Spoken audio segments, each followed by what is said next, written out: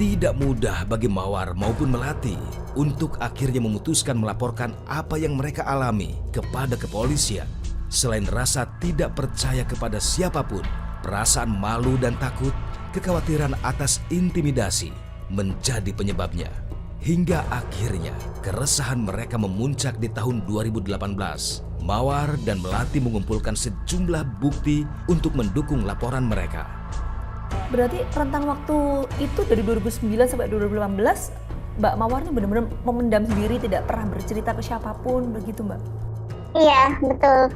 Saya nggak pernah cerita sama siapapun, karena kan memang bagi saya sebenarnya itu sangat malu banget. Terus kemudian saya juga mau cerita sama siapa, saya juga nggak bisa percaya sama orang-orang yang di sana juga gitu. Tapi ketika kejadian itu di sekolahan gitu ya Mbak, di internal sekolah, kondisinya emang sepi, rame atau gimana sih Mbak sebetulnya? Kalau waktu zaman saya sekolah itu ada kadang rame, ada kadang sepi. Cuma setiap kali JE manggil saya tuh selalu dalam keadaan sepi. Gitu kan malam-malam biasanya. Jadi nunggu orang lagi tidur semua. Kadang dia manggil saya tuh di ruangan yang memang nggak ada orang kayak gitu. Bahkan saya dikerjainnya juga di situ, di ruangan guru itu, di ruangan kelas juga. Oh pernah itu? Iya kan waktu itu kan malam hari, jadi nggak ada siswa yang berkegiatan di sana. Nah, kalau Mbak Melati sendiri gimana Mbak? Kok tadi Mbak Mawar itu kan mendapatkan kasus kekerasan seksual dari tahun 2009 sampai 2018. Kalau Mbak Melati gimana tuh Mbak? Ya, kalau saya pertama kali mengalami pelecehan seksual itu saat sudah lulus. Jadi lulus SMA tahun 2012, selang beberapa bulan setelah itu saya mengalami pelecehan seksual. Itu di usia berapa itu Mbak?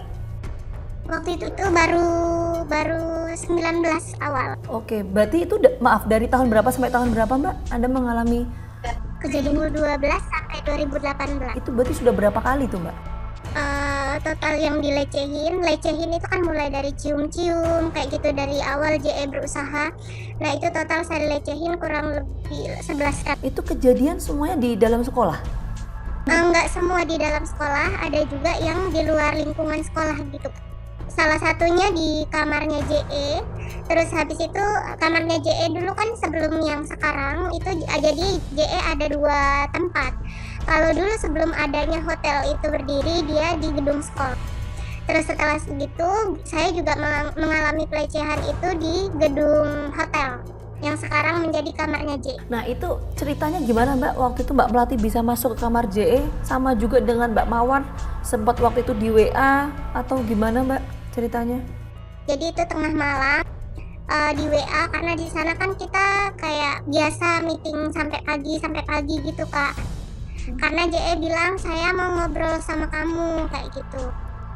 Nah saya naik, terus saya langsung diajak ke kamarnya gitu. Oke. Nah ketika sudah bertemu dengan JE waktu itu apa yang sempat diobrolin Mbak?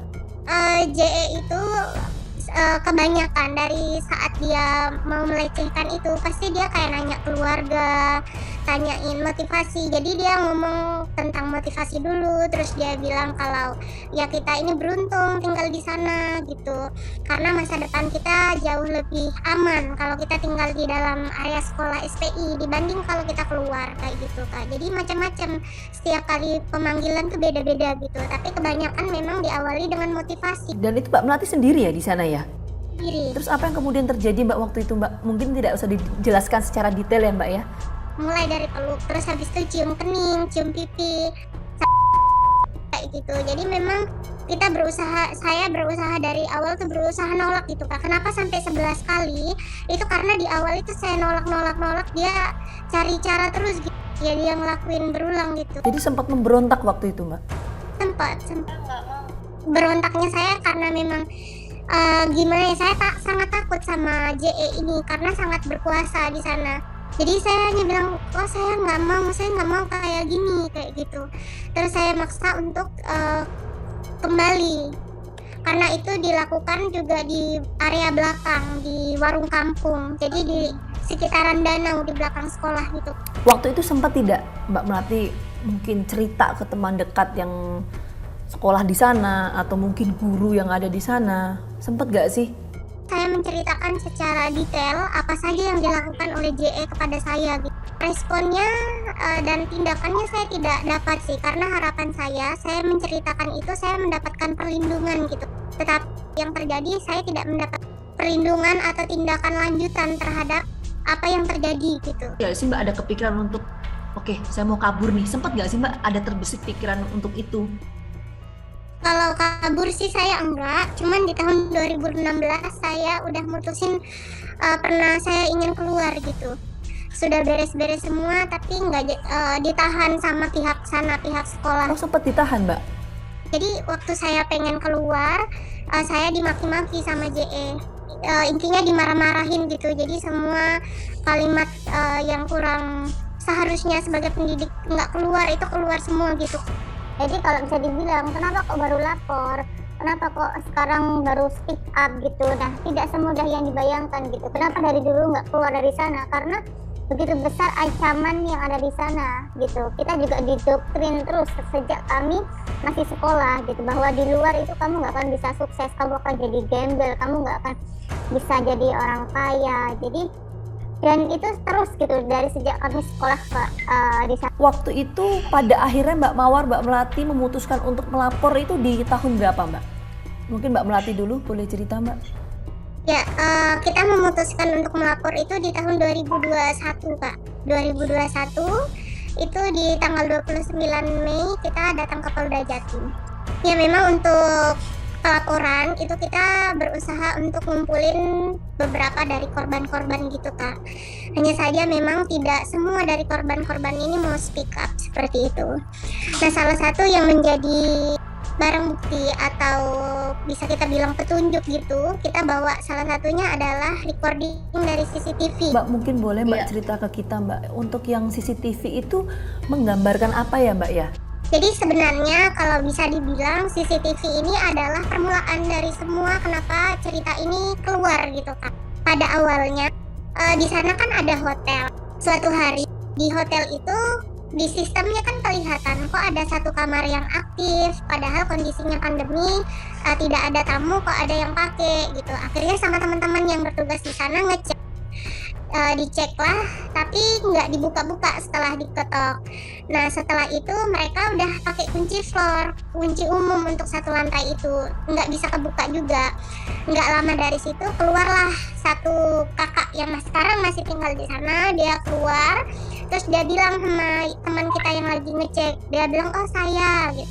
Si kakak ini yang keluar dari kamar, kakak A, kita sebut aja kakak A, dia dorong nih teman kita ke arah pintu darurat. Tiba-tiba JE itu keluar dari kamarnya, lari gitu Kak. Iya, jadi larinya pertamanya mengarah ke pintu darurat, cuman karena di situ tadi ada teman kita, dia dipanggil lagi tuh sama si kakak A ini tadi. Akhirnya dia lari ke balik arah gitu, lari terbirit. Nah itulah yang bikin kita itu ini adalah salah satu petunjuk yang bisa memang kita kasih ke pihak kepolisian gitu. Oke, selain bukti itu ada bukti lain lagi nggak Mbak? Termasuk misalnya gini kan, karena ada informasi yang beredar tuh katanya para korban ini selain mendapatkan pelecehan seksual juga katanya ada apa siswa-siswi yang dipekerjakan terus mendapatkan kekerasan, itu betul nggak sih Mbak? Benar Kak. Oh benar. Itu gimana juga ceritanya? Ada buktinya juga waktu itu Mbak? Ya ada. Untuk yang eksploitasi ekonomi dan kekerasan fisik itu memang terjadi dan itu nyata. Itu sejak saya masih sekolah pun sudah saya mengalami hal itu. Jadi kami kan kami itu sekolah di sana dari pagi sampai jam 3 sore. Yang terjadi di SPI itu adalah kita itu dari sore sampai dengan malam hari, bahkan jadi kita dari pagi sampai mau pagi lagi itu ngurusin dan melayani pengunjung, mulai dari mempersiapkan makan, penyambutan tamu, sampai dengan kita mempersiapkan hotelnya, penginapannya, kita membuat pertunjukan. Personilnya pun juga anak-anak yang masih ada di sana gitu. Jadi itulah yang terjadi gitu. Oke, itu dibayar Mbak waktu itu? Tidak, karena di sana ngomongnya seperti ini loh. Ini kan mau mengeksplor bakat dan talenta, padahal kita membuat semua aktivitas seperti itu kan sampai malam-malam juga gitu. Jadi kekerasan fisik di sana itu kita seperti apa ya? Seperti makanan kita sehari-hari gitu. Karena kalau itu salah sedikit pasti kita akan kena kekerasan verbal sama kekerasan fisik. Kalau di kesempatan kali ini Anda bisa bertemu dan ngobrol langsung dengan terdakwa, apa yang pengen disampaikan Mbak Melati? Yang pengen saya sampaikan adalah kalau sekarang itu banyak rumor bahwa kita mau nutup SPI dan lain-lain. Sebenarnya tujuan kita sekarang tuh hanya satu, hanya ingin menuntut keadilan karena itu benar-benar kita alami. Jadi saya pengen ngomong ke JE, saya pengen bilang bahwa jujur dan mengaku saja sebelum ini tuh semakin rumit gitu. Kalau Mbak Mawar, Mbak, harapannya Mbak, apa yang ingin disampaikan Mbak? Jadi yang saya harapkan adalah saya minta tolong untuk JE ini bisa menjaga integritasnya gitu. Dan dia mau mengakui kesalahannya karena ini dampaknya adalah ke generasi adik-adik kelas kami yang ada di Sekolah Selamat Pagi Indonesia dan juga di anak-anak Indonesia gitu. Mbak Mawar, Mbak Melati, terima kasih banyak sudah mau cerita sama kami ya Mbak ya. Semoga sehat selalu untuk Mbak Mawar, Mbak Melati. Kita tentu kawal terus kasus ini Mbak. Kita nanti akan tunggu ya bagaimana vonis yang akan dijatuhkan oleh majelis hakim. Sekali lagi terima kasih banyak atas waktunya Mbak Mawar, Mbak Melati. Sehat selalu. Terima kasih banyak. Terima kasih banyak. Sama-sama, kita akan temukan fakta berikutnya.